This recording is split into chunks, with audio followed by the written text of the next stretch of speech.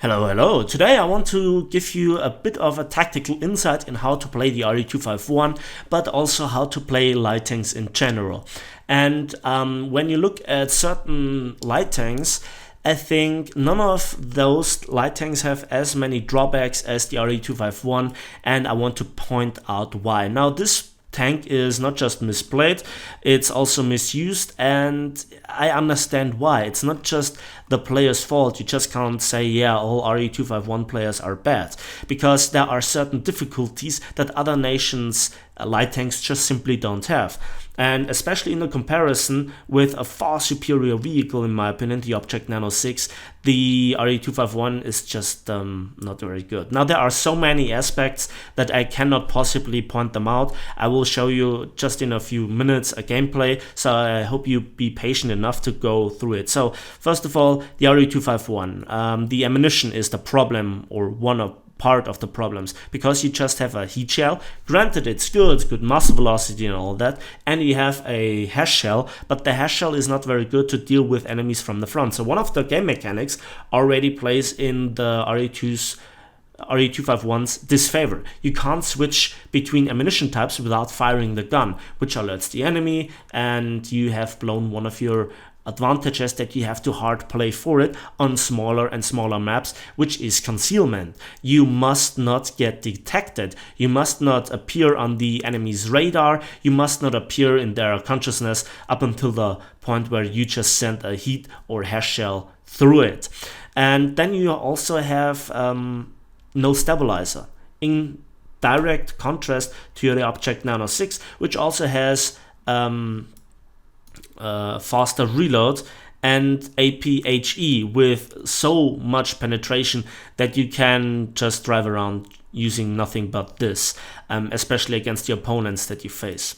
So the RE251 has then another further drawback. It's not just that you lack the stabilizer. Many other tanks do not really require a stabilizer to get made work, but your acceleration from the standstill to like 20-30 kilometers an hour is so rapid that actually your gun elevation speed of just 4 degrees per second can't keep up. And that is a massive drawback, because when you peek around the corner, somebody is awaiting you. With the Object Nano 6, you just can pinpoint accurately, aim with an APHE shell, and probably knock this guy out. Whereas with the RE251, you then have to stop, carefully aim, and that heat shell is very unreliable. So I think that's enough theory crafting. Let's get right into the gameplay. So here we are on Berlin, and I decide myself to go for A, and I need to do it quick. One of the advantages of the light tank are lying within the first few seconds of the match, so no screwing around with the shells. You have to have them selected previously, so that you can really join in the first few seconds of the match and go for it. The low silhouette of the RE251 is an advantage. Smoke launchers as well, and not every battle plays out like this. It's a bit unique to Berlin, how you have to play, where all the campers are, and yeah, you can see I got here into position. I received a shot right in the face, and it took out 2 of my crew members. So I used the smoke and a repair. I used the gap in the smoke here to observe the enemy's movements, and also the cap gives me a little bit of warning. If somebody would enter the cap, the capping process would be stopped. I could interrupt the repair and retreat, and then hopefully the campers to my back will save me. That's the theory, at least, and in this case I decided myself to also get 1 crew member back, because with just 2 crew members you just don't have the reload in certain scenarios to get away with it. So the basic idea is to isolate enemies. On Berlin, this is nothing that you really can't do. However, I saw movement previously, and I marked the map. Communication and exchange of information with the rest of your team is very important. You can warn your teammates, you can support your teammates, you can lay ambushes, and laying an ambush is really an art. And if you have the front of an enemy, it is really different from when you have the side of the rear of the enemy. and I might just show you a scene later on where I talk about the differences. So I reverse here and just have a look, and I screw a little bit around, and I'm not trusting the situation right now. And in this case, just stay still or retreat. And this is something that people rarely do. They do not retreat, they just go for it, they stay on target. And here you can see the problem. We have an excellent horsepower to ton ratio, but the tank just is missing the snappiness. And you also have difficulties firing over the rear of the tank. So these are further drawbacks for the RE251. And I see here on target, I wait up until my turret rotates, and then I have a go at it. And I thought this player is alive, but he isn't. So yeah, at the moment A is safe. Again, that is information that you can use to your advantage. It's rather unlikely that somebody goes around the entirety of C and just goes for it. So I want to make the situation here clear. I shot this guy, took out his gunner and his track and his commander, but have failed to hit the ammo rack or the engine. But that means I have just a few seconds before he can bring his gunner back. And that means the next shot must be a disabling shot. Furthermore, look at the precise position where he is in. If I can manage it right, he has difficulties even firing at me because he has literally tracked on the edge of a building. So let's just focus on the situation, how it will go on.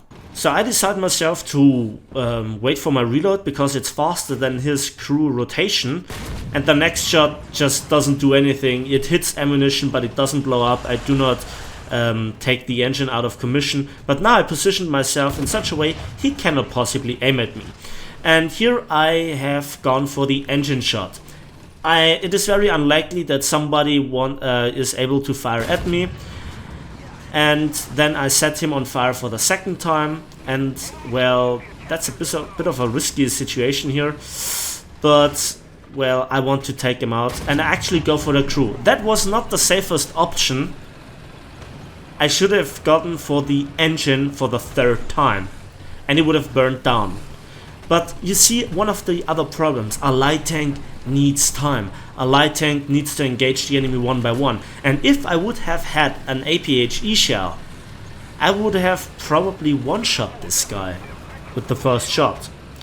So this is always something that you need to take into account. So here I want to just peek around the corner. Maybe I get I catch somebody off guard. And again, I have no stabilizer, and I'm very low with my silhouette. I see the enemy, and of course I just hit the gunner and nothing more. So, and I get tracked. And somebody's firing a rocket at me, but I killed the horizontal turret drive of the Stridswagen 81. That's the only tank that it can be.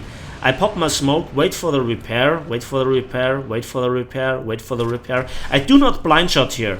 I do not blind shot here, and I retreat immediately because it's not worth the risk. It's not worth the risk. Don't take the risk. You're not a medium tank and you're not a heavy tank. You cannot, face enemies that are aware of you. Just switch positions. And I have to look for A as well. And my team is massively misplaying here because they're all sitting in the rear and sniping. They have to move forward. I know it's a difficult risk, especially on Berlin because of the poor map design, but it's still doable. If you don't try it, then let it be. So I'll just look around, and I see here what is a British medium tank. So I again stop here the video to explain the situation. The add-on track actually reduced the damaging effect so far that I just did not kill the driver, but also didn't blow up the ammo rack, and he is retreating. That is one aspect that I really hate about the heat shell on the RE251. In certain situations, it's insanely unreliable. And one of the good aspects of a heat shell should be that it goes through such kind of armor relatively with ease and damage certain punctual modules like an ammo rack, and when it doesn't, you get punished so hard. So that's another big discrepancy to the rest of the German tech tree, because if you penetrate with the APHE, you do massive damage in the overwhelming majority of cases. So this British Carnarvon, I guess, got away with it. So in this situation, I just, well, have to retreat. I must not get shot. APDS from the front is a really big threat. So I observe the situation. Somebody is firing smoke, but and A gets decapped. So I take another shot, maybe? No, I let it be. I cannot risk it. And watch exactly how I engage the enemy. He's not looking at me, he's not looking at me, he cannot shoot at me, and I take the shot. And I pause the video again. Let's have a look at what damage I did. I killed the commander, the gunner, and the cannon breach. Now why is that decisive? The cannon breach, even if he gets back the gunner, he cannot fire at me. And further, the commander, he cannot use the 50 caliber machine gun. And so I can charge around the corner with relative impunity. Also, I must not let him get the cap for the spawn points, because medium light tanks require not a lot of spawn points, and so I get back into cap to let the enemy's tickets later on bleed furthermore, to put them under pressure. And you could have seen how good that was in terms of warning. I had the warning, I had the information, I had the advantage, and he was not really looking at my position, and he did not really react properly. So it's also positioning. So I got the capture zone, and now I think to myself, should I wait for the reload for the smoke shells? Smoke shells are very good for retreating, for throwing off the enemy's aim, for blinding them, and so forth. But I think to myself, it's too risky, it's way too risky. And there was still this British medium tank, you know. Since then, a lot of time has actually passed. I have gotten another kill. He does not really think about me too much. So I see him for an ambush, and I kill the loader, and his engine set it on fire. So if he then shoots, he has a longer reload within the downtime of the loader. And I'll go for a second shot. It's a Stritzwagen again, and I just go into cover, set the engine on fire for the second time. He shoots the Panther, but the Panther survives, and another shot gets absorbed by some overlaying armor on the turret front. I aim for the smoke, I shoot it with the machine gun, see where I got hit, shoot again, and well, again additional armor saves him. I adjust my aim, and this time I get a bit more lucky. Now he had no idea where I was, because he blinded himself by the smoke, so I had the advantage. So I use the Panther as indicator now where enemies are. I'm in cover from the right. I have the capture zone to indicate if somebody is entering that zone. If somebody goes around the Reichstag, I also have to listen. I have to listen carefully. And there is this American heavy tank. I guess it's either a T-34 or a T-29. I took out his gun breech. It went black. And so I can pass this area here relatively safe, because, well, he cannot fire at me except with 50 cals, but he retreated into cover. And then I see the tracers going off, and I want to hunt down the AAA. AAA is your natural enemy, so I aim carefully with the heat shell, and that's a hull break for me, hurrah! And then there is a T-34. You saw the shot coming from behind? That was luck. Always be on the move. Always move. Never stand still, except if you are totally safe. And there you can see the slow gun elevation speed. And if this T-34-85 would have waited, or would have awaited me, well then, not so good. And there you can see it. Wow. That was so much dumb luck. And again, I take out his gun breech. And that is now the reason why I do not move. Also, I can't. I'm tracked and my driver is down. But ultimately, he has to stay still in order to repair. And his little 7.62mm machine gun cannot penetrate even the RE-251. And so I aim relatively low, get the ammo to detonate, and I am in the cap. And this is where it now gets ugly. Now the enemies knows that I'm here. And in this situation, smoke would be so viable. I'm vulnerable to not just bombs, but to also rocket attacks and machine and cannon fire from the air. So a smoke screen would be really great in this situation. Also, if I would have my commander, the 2 machine guns or the second additional machine gun would be really nice. I tried to get a shot into this wyvern, but it just missed. And I hit him, he drops his bombs, and I get rocketed by an Su-6. Because, you know, Soviet CAS is weak. So let's go back to the point where I took out the M41 Walker Bulldog in my cap, and let's see what the rest of my team was doing. I want to just focus on the guys in the capture zone and how they misplayed and what they did right, or at least where their good intentions were. So I spool it up a little bit in time to go through it, but the major aspect is a lot of the people just wanted to snipe from long range, but they were no good because B is a point where you cannot snipe into. And so, you know, the lack of support by my team was one issue. I'm a light tank, not a heavy tank or a medium tank with armor. I cannot deal with persons in the capture zone, and I cannot deal with planes at all. And well, we had no AAA at that point. So let's spool it up quite nicely. I captured the zone, and look where the others are moving. There is just one airplane going around. One AAA now spawns, and he is actually staying in the cap. He's no use to us there. So B gets captured, and one tank is not really going in. The heavy tank is also not moving. I have no idea why he is hesitating to charge a T-34-85 as a Tiger II, I guess. So I had to deal it myself.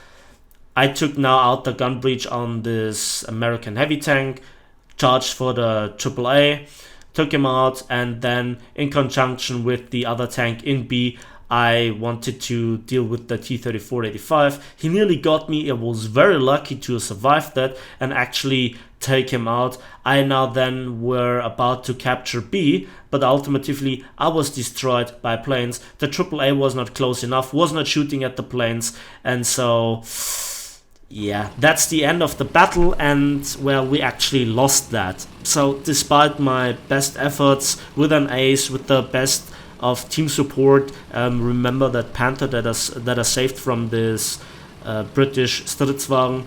Well, it's kind of disheartening if you see this kind of gameplay.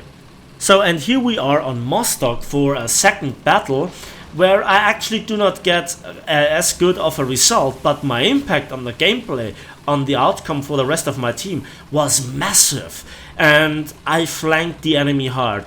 I now have the complete side of their, entire team. They have difficulties going into B. When they want to snipe from A, I'm always there. And I want to exactly letting know my thought process and why I play the way that I play. So in the first battle, I was the threat that nobody should have seen coming, and I actually accomplished that to a certain degree. In this battle, at a certain point, I want to be noticed. I want to enemy cost their charging power. And if they charge into B or want to defend A, they get punished from the side by me. And I must not, it's not necessary to knock them out, but to kill their gun breach, to set their engines on fire, and so forth is not just highly annoying, but prevents them from getting shots off, to reload in time, whittle down their crew, even with the Heat FS shell. And so now I'm here on this little hill. Again, the portion where you should go into position, where you then have a plan for retreating, is nice in theory, in practice not so much. So here I heavily misaim. I do not actually misaim, but American heavy tank side armor, but they are not really oblivious. And now I get a good shot into this, I guess, M47. He has to retreat. He has lost 2 of his crew member. They are spraying me with the machine gun. But have you seen that? They retreated from the ridge lines. They are spraying my position, and I'm in cover. They can do nothing about it. They always have to pay attention.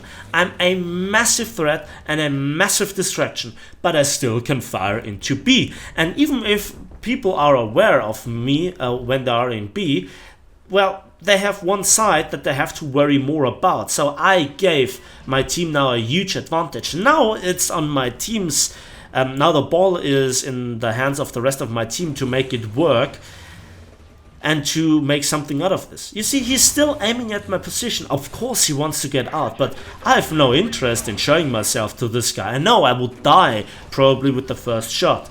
Regardless of what he actually fires at me, everything will go through. Hell, even the machine guns have a good chance to go through my turret front, if you remember that short scene in the hangar. And I'm just observing. I'm just observing. Now he has turned his turret, and can I get a shot into that? Well, I can. And I killed his loader and his commander. So 1/3 of his crew is gone. Now that's not a big threat, I guess, but it's better than nothing. This guy, I get another shot at him, and that did massive damage. Commander, gunner, loader, fuel tank, horizontal turret drive. That was a real hefty smack in the face. Another shot at a tank behind that goes just somewhere. Obviously I misaimed, but I'm again this huge threat, and they had to retreat. They cannot support the rest of their team, and it just hurts their team because of the positioning where I am in the map. I have a complete different angle of attack, and well, if somebody wants to charge me, I still can oversee everything. If they want to deal with me, they have to do it with an aircraft or with another light tank, at best a pair of light tanks. So yeah, the tree is in the way, I cannot really shoot through it. Still my team gets obliterated left, right and center. I received here a shot and bounced it. I have no idea what it was and where it hit me. So yeah. My work is already done. I don't get a lot of kills, I don't get even kill assists, and a shot just went by. I have no idea where this guy is, so stay in cover, play it safe, and annoy the hell out of them just by existing near this position. So they're shooting over me. That indicates for me that I have to reposition myself just a little bit. You know, all those fancy shots that always get lobbed over a ridgeline. There are some excellent players out here, but by just being in total cover, I give them no chance at all. So, with this positioning right here, I give informations to the rest of my team where a few enemies are, and I actually oversee B to cover the side of this target too that you just saw. And here he's distracted just for a moment, and I get a shot in, and it deals absolutely no damage. And that is now a, well, T-99. And for a second I played with the thought of shredding his rockets with machine guns, and he's doing a spectacular firework. And he actually, you know, then gives away his position to the rest of my team as well. I used again the chance to put a heat shell into this American heavy tank because there was a bit of smoke, there was a bit of everything, and he didn't pay attention and he got taken out, it seems like. I'm harassing therefore this other British tank, not quite sure what it is, and now he has emptied his rocket, well, barrel, so to speak, but I get a good smack into his turret, commander, gunner, loader, cannon breach. He's out of the match for quite a while, so I am annoying the hell out of the enemies, and I removed here this tree to get a good shot, to get a good line of firing for the next shot, hopefully. That bomb here hit nothing, so whatever is shooting here is actually behind a house from the perspective of the blast, and I get another kill assist. This is very intense. You need to have a lot of discipline, a lot of situational awareness, and there's a tortoise. A tortoise is actually also a pretty hard nut to crack. I kill 2 of the crew members, he's down to 3 crew members out of 7. I guess the tortoise is one of the tanks with the most crew overall. I hit the radiator, damaged the track, but nothing serious. He's staying still, I adjust my aim. This is just a shooting practice, exercise, whatever. I killed now the gunner, and he has actually nowhere to go, so he moves forward, but I get another kill assist because the target 2 gets in the fatal shot. I see the Aquilian moving in, and also a Panther going into B. A now gets actually contested and captured. I receive a shot from somewhere. I still have not figured out where it was, but he did not a lot of damage, just injured my commander. I can live with that. A Centurion Mark III kills the Aquilian, so now that means he's somewhere there where he not just had a line of sight and shooting towards me, but also the Aquilian. That actually gives me a lot of information to where potentially the enemy is, what sector that I should pay more attention to. So now somebody is calling for help at B, but I have no intention of going somewhere. I'm in a very good spot. You always have to think a few steps in advance, and there is at least one enemy. Let's see if we can make a connecting shot. Yes, but it didn't really hit a crucial part of the tank, and I cannot reload in time to make another shot into him, which is a shame. So yeah, but still I'm a huge threat. I'm shooting with the machine gun in his direction. Maybe some of my team members will see it. Adora actually bombs him, and I get taken out by a Centurion Mark III that positioned himself very well. I did not see him coming, but nevertheless the damage is done, and yeah, there is that. So now we are actually in the test drive. I want to show you some scenes. I'm reloading a hash round and I'm shooting at this add-on armor, and it does absolutely nothing because it is modeled within War Thunder in such a way that add-on armor absorbs the shockwave that actually causes the spalling effect, which is the damaging effect of a hash round. I then actually aim for the tracks. Normally it does nothing, but here it actually sets the tank on fire, and from the back the hash round is still very, very effective against, well, even Russian medium tanks. Not all of them. The T-54s have so strong side armor on and turret armor on the rear and the sides of the turret that hash is, you know, playing with your chances. Now there is a T-44. The knockout blow would be here, this MRAC here. And yeah, there is a chance, but there's also a chance that it doesn't go off. And well, I choose to set the engine on fire. That immobilizes him, and I circle around him. This is important when you have an enemy isolated and you have to jump on him. Then here you can see that the MRAC didn't blow up. The MRAC didn't blow up, and this is one of the big disadvantages when it comes to reliability, because this tank gets heavily punished for it.